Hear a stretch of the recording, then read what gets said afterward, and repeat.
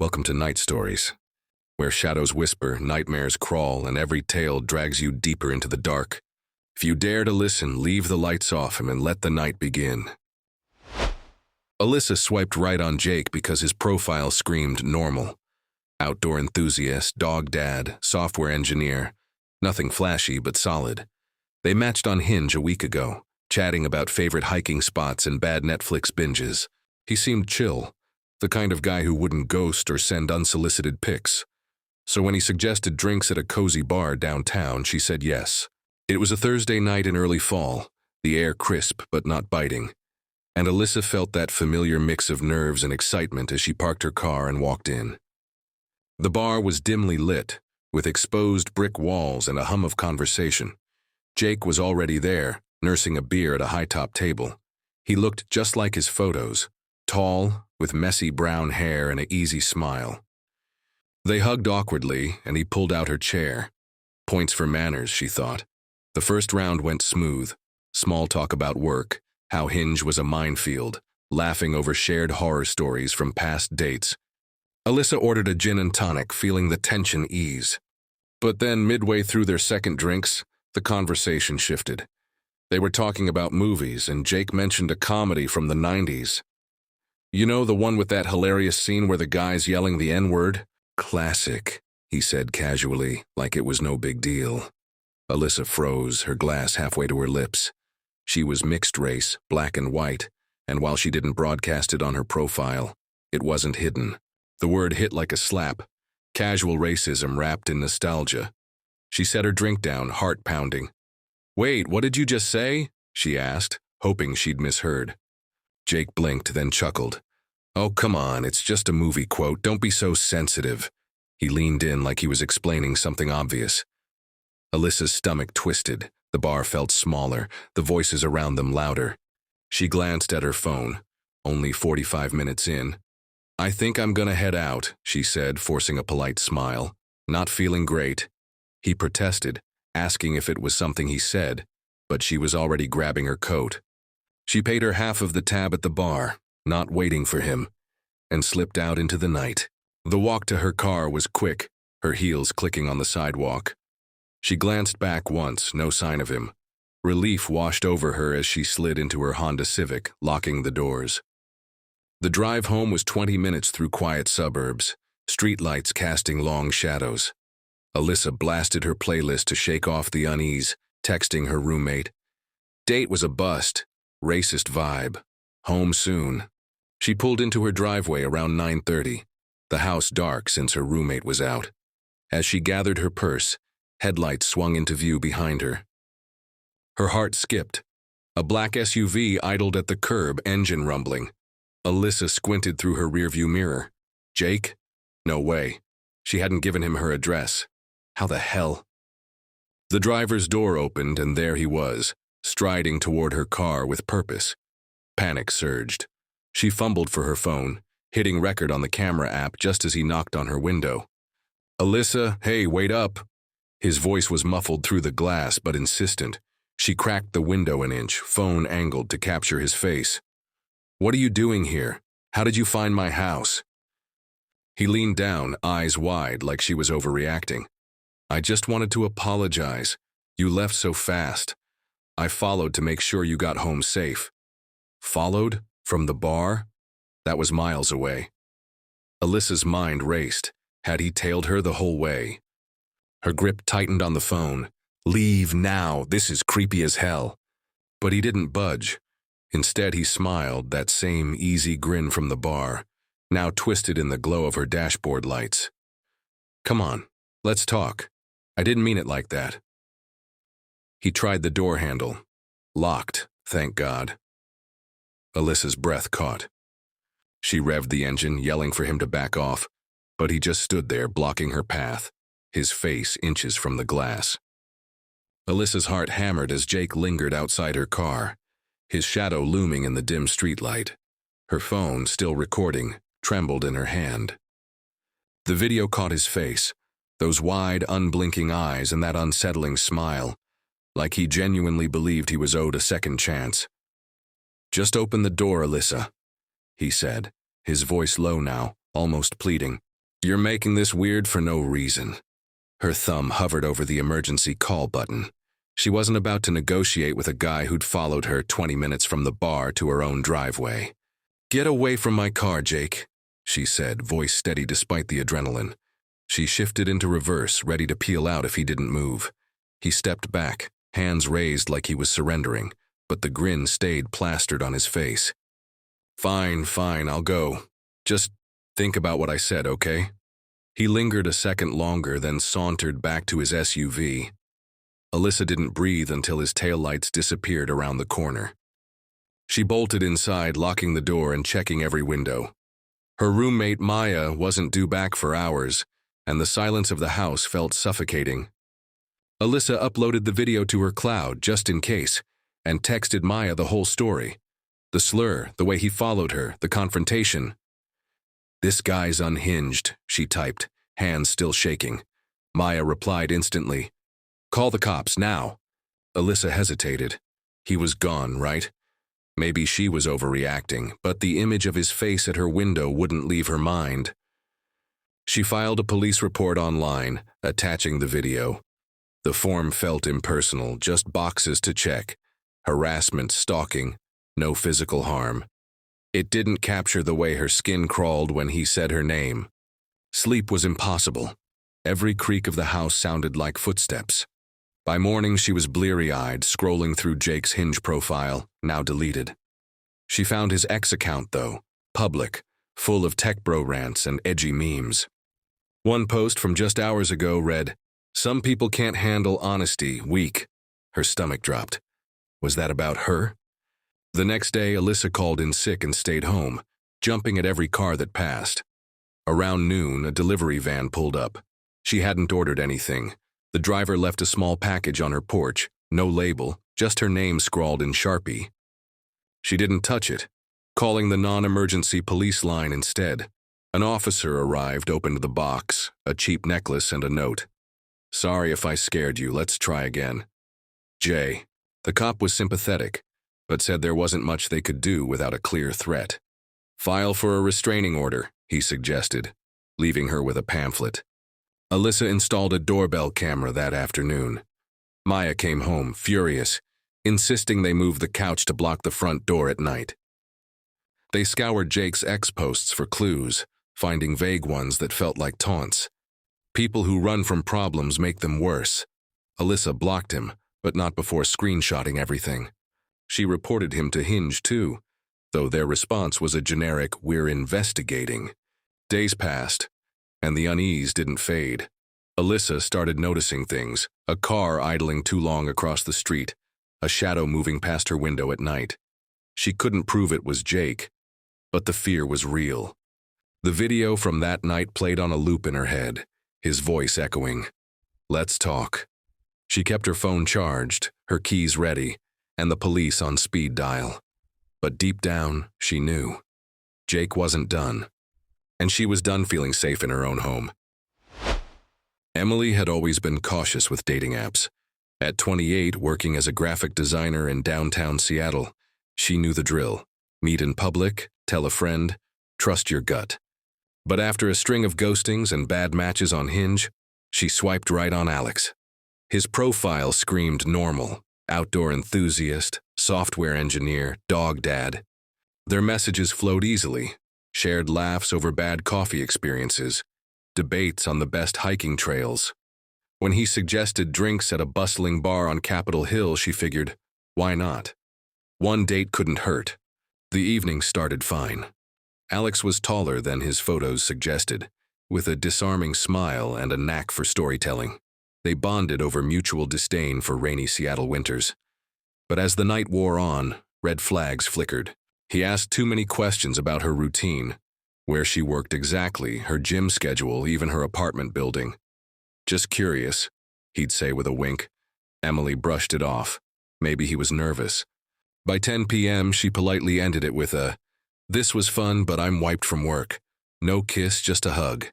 She texted her roommate Sarah on the way home. Date was meh. Not feeling it.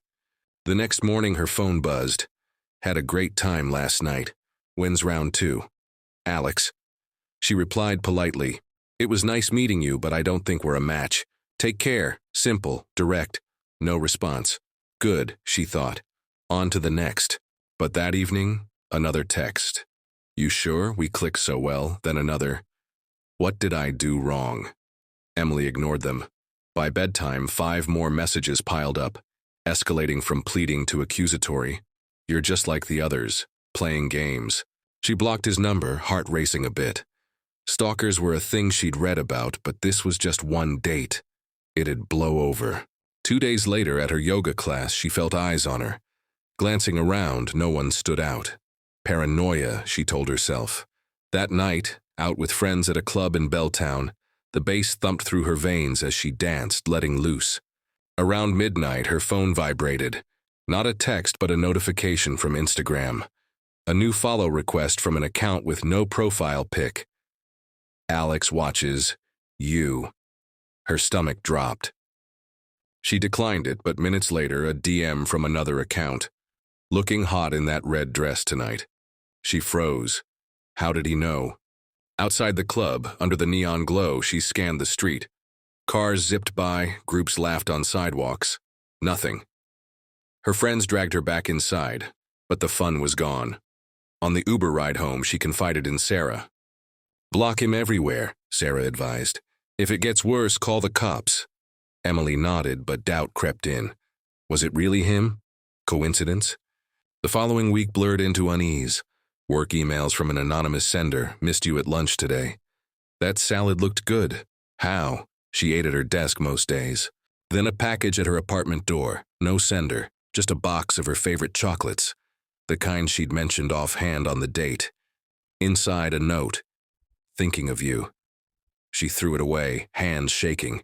Sarah suggested changing locks, but the building manager shrugged it off. Could be a mix-up. Emily started varying her routine. No more predictable gym times. She deleted Hinge, scrubbed her social media. But the shadows followed. One rainy evening, walking home from the bus stop, she heard footsteps echoing hers. Turning, a figure in a hood ducked into an alley. Her pulse hammered. She ran the last block, slamming the door behind her. That night, a text from an unknown number. You shouldn't run in the rain. Slippery. She filed a police report the next day. The officer was sympathetic but unhelpful. No direct threats, ma'am. We can note it, but without evidence. Evidence? The messages were from burners. The package had no prints. Alex's profile was gone from Hinge. A quick Google showed nothing alarming, just a LinkedIn confirming his job at a tech firm across town. Paranoia morphed into isolation. Emily stopped going out. Friends' invites went unanswered. Sleep evaded her. Every creak in the old building was him. One Friday, desperate for normalcy, she agreed to a girls' night at a club in Pioneer Square. Safety in numbers, Sarah insisted. They arrived at 11 p.m., the place packed with pulsing lights and thumping EDM. Emily nursed a drink, scanning faces. For an hour, it felt okay. Laughter, dancing, forgetting.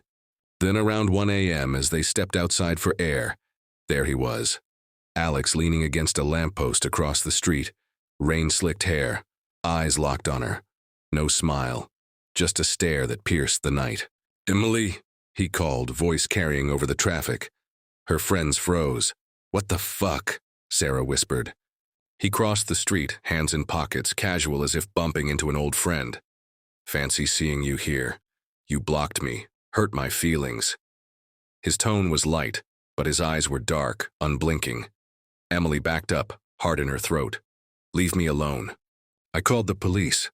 He laughed, a hollow sound. For what, wanting to talk? We had a connection. He stepped closer, ignoring her friend's protests. One pulled out her phone to call 911. Alex's face twisted. You think you can just discard people? I know everything about you now.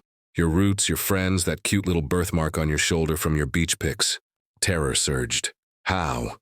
She'd privatized everything. He lunged, grabbing her arm, not hard, but insistent. Just one more date, to fix this. Emily yanked free, screaming. Bouncers from the club rushed out, shoving him back. Sirens wailed in the distance.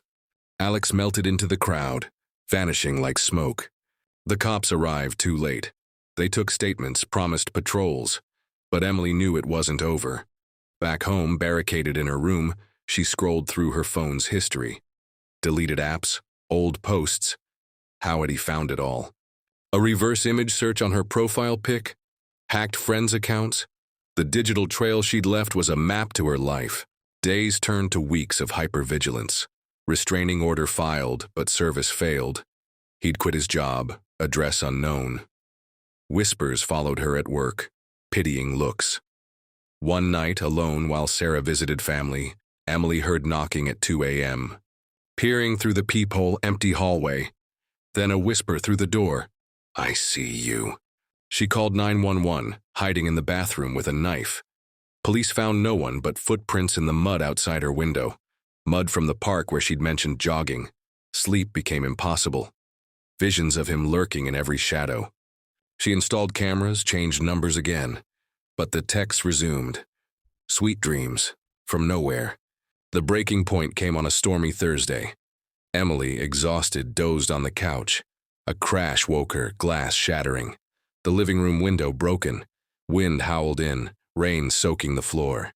She grabbed her phone, dialing as she ran to the bedroom. Footsteps crunched on glass. "Emily!" His voice inside now. Barricaded behind the door, she whispered to the dispatcher. Sirens approached. A thud against the wood. He was trying to force it. "We belong together," he yelled, pounding. The door cracked. Emily screamed, knife raised. Police burst in moments later, tackling him. Alex, wild-eyed, cuffs clicking. In his pockets, her spare key, stolen. Photos printed from her socials, a journal of her movements. "I just wanted to protect her," he muttered. Emily moved cities after that. New name, new life. But even now, in quiet moments, she checks locks, scans crowds. Stalking isn't ghosts or monsters. It's the persistent erosion of safety, the knowledge that one date can unravel everything. And in the digital age, once seen, you're never truly hidden. I sat in the corner booth of the boba shop, nursing a taro milk tea that had gone lukewarm. The place was called Bubble Bliss, a trendy spot in the heart of downtown, with neon lights flickering, "Sip the Joy" on the wall, and the faint hum of blenders churning ice. It was a Thursday evening, the kind where the after-work crowd trickled in, but not enough to drown out conversations. I was there to kill time before meeting a friend, scrolling through my phone, half listening to the world around me. That's when I overheard them. The couple, or what I assumed was a couple, sat 2 tables away. She was pretty, mid-20s, with curly hair tied back and a nervous smile that kept faltering. He was older, maybe early 30s, with a sharp jawline and eyes that darted like he was scanning for exits. They had that first date vibe, stiff postures, forced laughter, and those awkward pauses where you wonder if you should check the time. "You sucked on Hinge," he said suddenly, loud enough that I glanced up. His voice was casual, like he was commenting on the weather, but there was an edge to it, a bluntness that made my skin prickle. She froze, her straw halfway to her lips. "Excuse me?" she replied, laughing it off, but her eyes widened. "Your messages, they were so boring. Hey, how's your day? Come on, put some effort in." He leaned back, sipping his drink with a smirk. "I almost unmatched you." I shifted in my seat, pretending to be engrossed in my screen, but I couldn't help listening. Overhearing dates was a guilty pleasure in places like this, harmless entertainment. But this felt off, creepy even. She set her cup down, her fingers trembling slightly. "Well, I thought we had good chats. You seemed interested." He chuckled, a low, rumbling sound that didn't match his polished appearance. "That's because my friends handled some of it. They're better at that stuff. I let them swipe and message for me sometimes. Saves time." Her face paled. "Your friends, like they pretended to be you?" "Yeah, why not? Everyone does it. Dating apps are a game. You need a team." He reached across the table, trying to grab her hand, but she pulled back. "Don't look so shocked. It's not like I catfished you. This is me, right here." The air in the shop felt thicker. The barista behind the counter was chatting with a coworker, oblivious. A group of teens laughed at the front, popping boba pearls. But at their table, tension coiled like a spring. I wondered if I should intervene, but what would I say? Hey, buddy, that's creepy. No, I stayed put, eavesdropping like a coward. Things got weirder. He started critiquing her profile pics. That one in the red dress, too slutty. Guys swipe right for the wrong reasons. She mumbled something about it being from a wedding, but he waved it off. And your bio, love, hiking, and coffee, generic, no wonder you suck at this. She tried to steer the conversation. So, what do you do for work again? Tech stuff, app development. He paused, then leaned in closer, his voice dropping. Actually, I built an app that scrapes dating profiles, analyzes patterns, predicts matches. That's how I found you.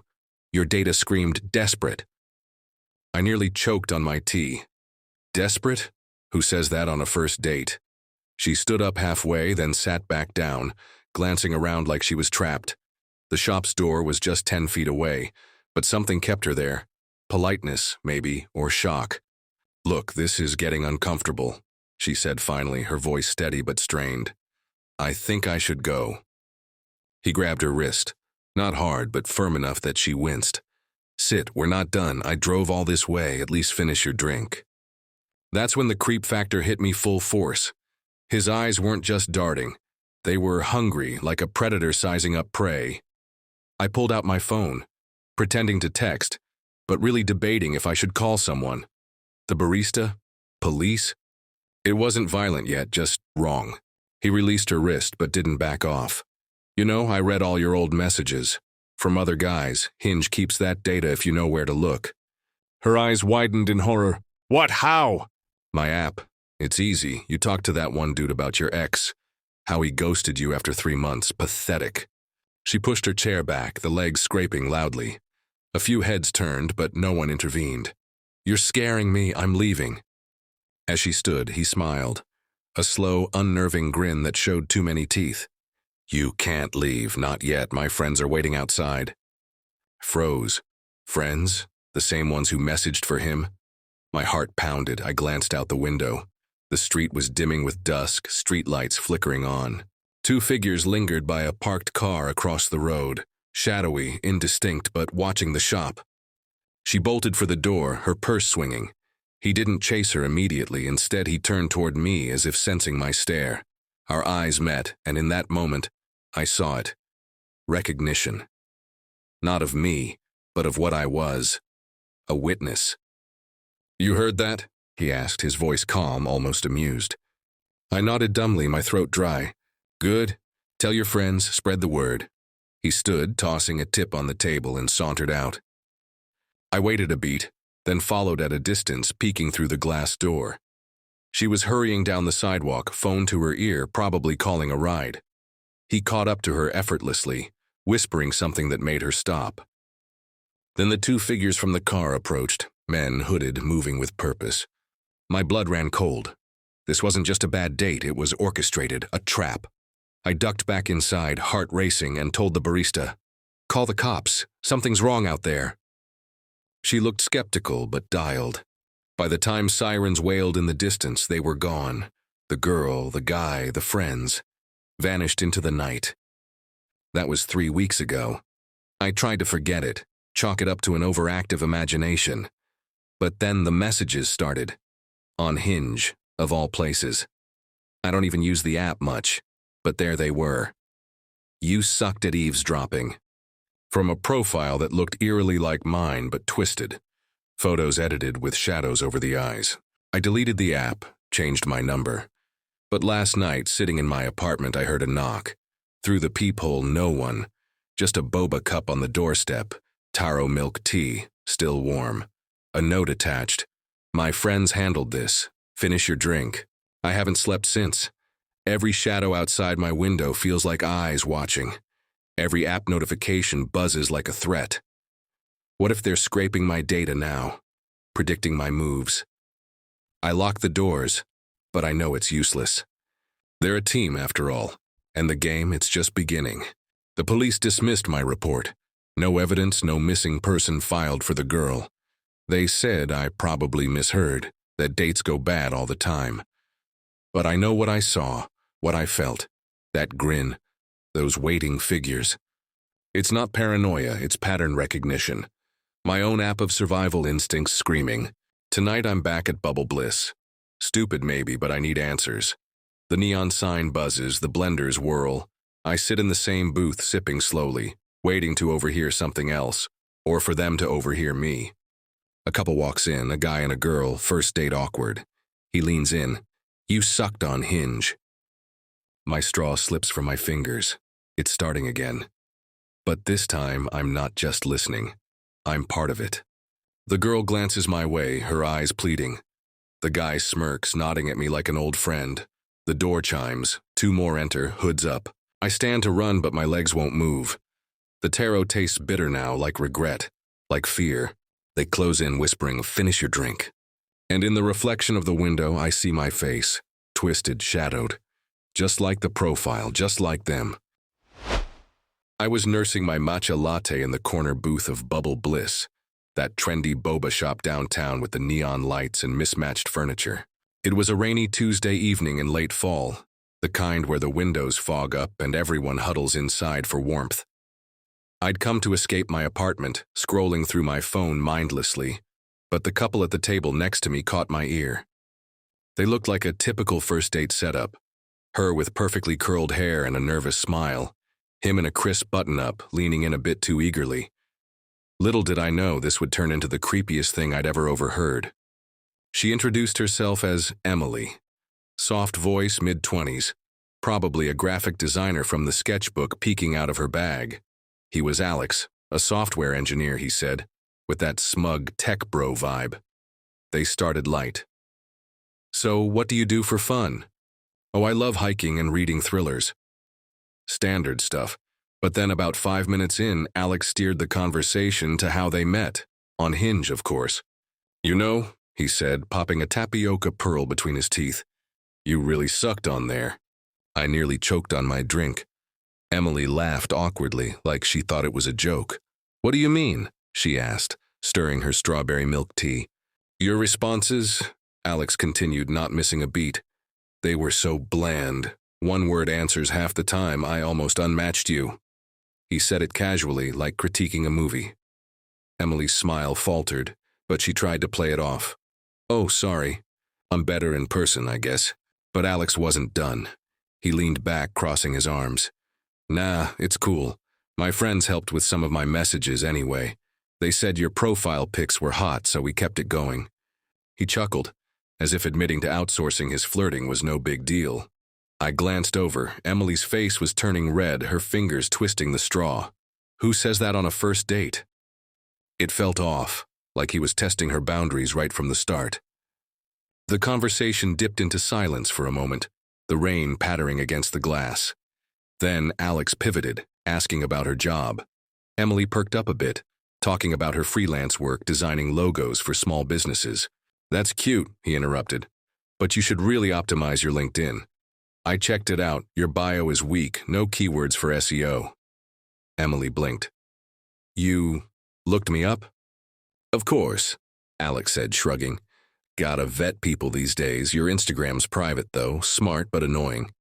I had to scroll through your friends' tags to see more pics. My stomach twisted. This guy wasn't just critical. He was admitting to cyberstalking her before they even met. Emily shifted in her seat, her voice quieter. That's thorough. I pretended to be engrossed in my phone, but I was hooked now, my ears straining. The cafe was half empty. A barista wiping counters, a student typing away in the corner, so their voices carried easily. Alex kept going, dissecting her online presence like a performance review. Your tweets are funny, but you post too much about your cat. Guys might think you're a crazy cat lady. Emily forced a laugh. Mittens is my baby. What's wrong with that? Nothing if you want to stay single, he replied, smirking. Then he dropped another bomb. I actually saved some of your old posts. That one from last year, about your bad breakup, relatable but oversharing. Made me wonder if you're over him. Emily's eyes widened. You saved my posts? How far back did you go? Alex waved it off. Just doing my due diligence. My buddies and I have a group chat for this stuff. We rate profiles, suggest lines. It's efficient. He pulled out his phone, scrolling as if to prove a point. See? Here's a screenshot of your bio. We thought the part about loving true crime podcasts was a red flag. Girls into that are usually damaged. By now, the air felt thick with discomfort. Emily wasn't smiling anymore. She was glancing at the door, her boba untouched. I wanted to intervene, but what could I say? Hey, stranger, your date's a creep? Instead, I stayed frozen, listening as the creepiness escalated. Alex leaned in closer, his voice dropping. But hey, you're here now, that's what matters. I like that you're punctual, showed up 5 minutes early. I saw you waiting outside. Emily froze. You were watching me? Just from my car, he said nonchalantly. Wanted to make sure you looked like your pics, no catfishing.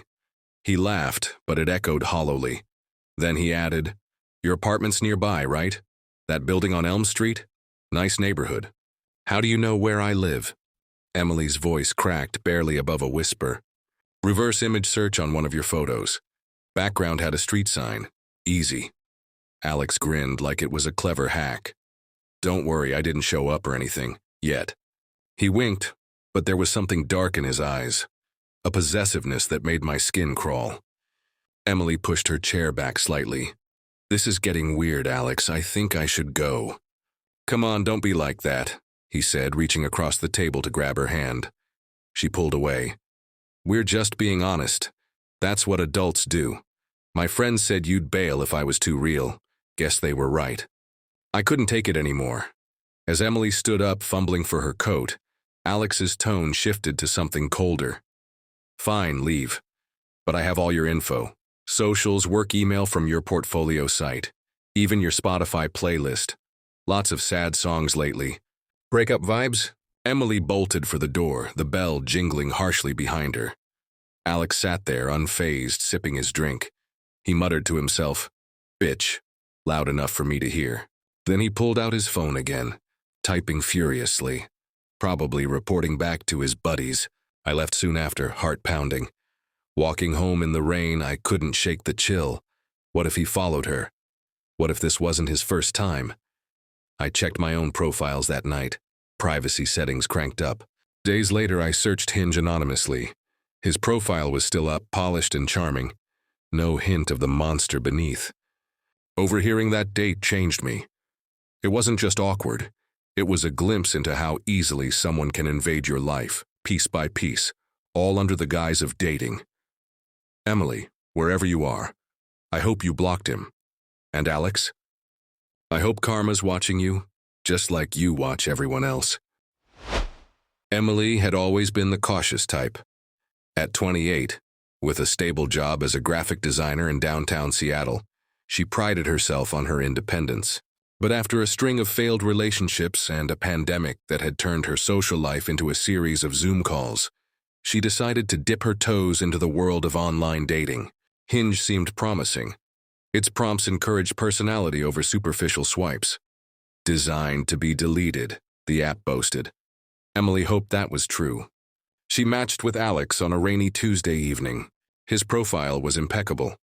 A 32-year-old cardiologist at a prestigious hospital, with photos of him hiking in the Cascades, volunteering at a medical camp in Guatemala, and flashing a disarming smile that revealed perfect teeth.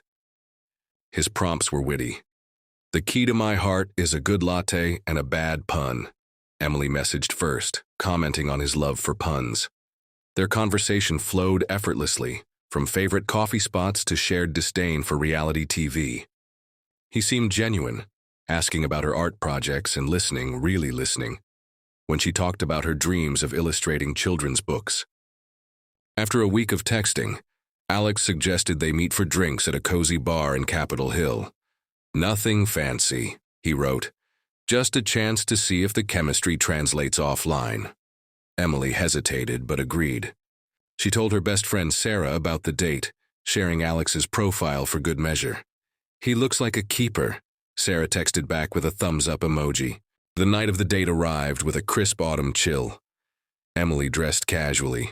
Jeans, a soft sweater, minimal makeup, to keep things low pressure. She arrived at the bar early, nerves buzzing like caffeine in her veins. The place was dimly lit, with exposed brick walls and jazz playing softly in the background. She spotted Alex at a corner booth, looking even better in person. Tall, broad-shouldered, with dark hair neatly styled and a warm grin that lit up when he saw her. "Emily, you made it," he said, standing to hug her lightly. He smelled like fresh cologne and something clinical, like hospital antiseptic masked by sandalwood. They ordered drinks, gin and tonic for her, whiskey neat for him. Conversation picked up where their texts left off. Alex shared stories from the ER, tales of saving lives that made him sound heroic without bragging. "It's rewarding but exhausting," he admitted. "What about you? Tell me more about your illustrations." Emily felt at ease. He was attentive, laughing at her jokes, refilling her water without prompting. When her drink ran low, he flagged the bartender. Another round, or something different? She opted for a tequila soda, light and refreshing. Alex nodded approvingly. "Good choice, I'll join you." As they sipped, the evening deepened. Alex leaned in closer, his eyes locking onto hers with an intensity that sent a subtle thrill through her. He talked about his passion for cardiology, how the heart was the most fascinating organ. "It betrays everything we feel." Emily nodded, feeling a flush from the alcohol. Or was it something else? The bar spun slightly, but she attributed it to the dim lights and her empty stomach. They hadn't ordered food yet. "You okay?" Alex asked, his hand brushing her arm. "You look a little flushed." "Just the tequila hitting," she replied with a laugh, though her words felt sluggish. She blinked hard, trying to focus. The jazz music warped, notes stretching unnaturally. Alex's face seemed to blur at the edges. "Here, let me get you some air," he suggested, standing and offering his hand. Emily took it, her legs wobbling as she rose. The bar felt distant, like she was watching herself from afar. Alex guided her toward the exit, his arm around her waist. Supportive or possessive? She couldn't tell. Outside, the cool air slapped her face, but it didn't clear the fog. Her vision tunneled, streetlights haloing like distant stars. I need to sit," she mumbled, leaning against the brick wall. Alex's expression shifted, concern laced with something sharper. "My place is just a block away. You can rest there until you feel better." His voice was smooth, insistent. Emily's instincts flickered through the haze. "No, I should Uber home." But her phone felt heavy in her pocket, fingers numb as she fumbled for it. "Come on, it's safer inside," he urged, his grip tightening on her arm. She pulled back weakly, but he didn't let go. Instead, he maneuvered her toward a nearby door. His apartment building? Panic sparked, but her body betrayed her, limbs leaden. As they crossed the threshold into a dimly lit lobby, Emily's world tilted. She caught a glimpse of Alex pulling out his phone, the camera light flashing briefly. Was he filming? The thought pierced the fog, but darkness crept in, swallowing her protests. In the elevator, her head lolled against the wall. Alex hummed softly, a tune that echoed eerily. "Almost there," he whispered, his breath hot on her ear. Emily's last coherent thought was of escape, but consciousness slipped away like sand through fingers. What had been in that drink? Emily's world flickered back into focus, a dim pulse of awareness breaking through the haze. Her body felt like it was underwater, heavy and sluggish, but her mind clawed at the edges of clarity. She was slumped on a couch in an unfamiliar apartment, the air thick with the scent of leather and that same antiseptic cologne. The room was sleek, modern furniture, a glass coffee table, a flat-screen TV mounted on the wall, but it felt sterile, like a stage set. Alex stood a few feet away, scrolling through his phone, the screen casting a pale glow on his face. The soft hum of jazz from the bar was gone, replaced by an oppressive silence broken only by the faint hum of a refrigerator. Her heart thudded, a sluggish rhythm that reminded her she was still alive. She tried to move, but her limbs responded like they were tethered to weights. Her phone. She needed her phone. It was still in her pocket. She could feel its shape against her thigh, but reaching for it felt like scaling a mountain. Alex hadn't noticed her stirring.